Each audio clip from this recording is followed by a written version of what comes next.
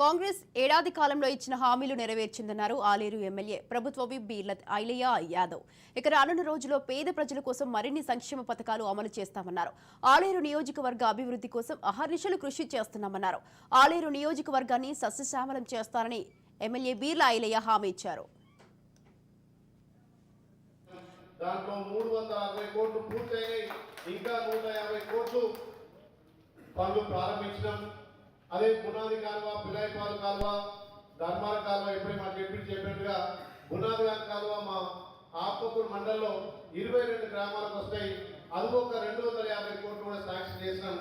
గత 10 సంవత్సరాలుగా ఆలేరు తాగునీరుకు సాగునీరుకు వెనుకబడ్డ ప్రాంతం. మీరందరూ చూస్తున్నారు.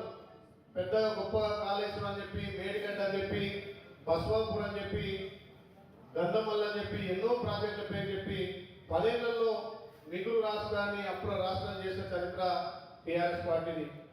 మరి అట్లా అప్పులు చేసి కనీసం ఆలయ నియోజకానికి ఏ ఎకరానికి నీళ్ళు అందినాయంటే మరి ఇక్కడ తలాపులో ఉన్నటువంటి గంధమల్ల మీద ఉన్నటువంటి తపాసుపేట కానీ, అక్కడ నవ్వంపేట కానీ, మల్లన్న సాగర్ కానీ, కొండపోచమ్మ ప్రాజెక్టు కట్టగలిగారు.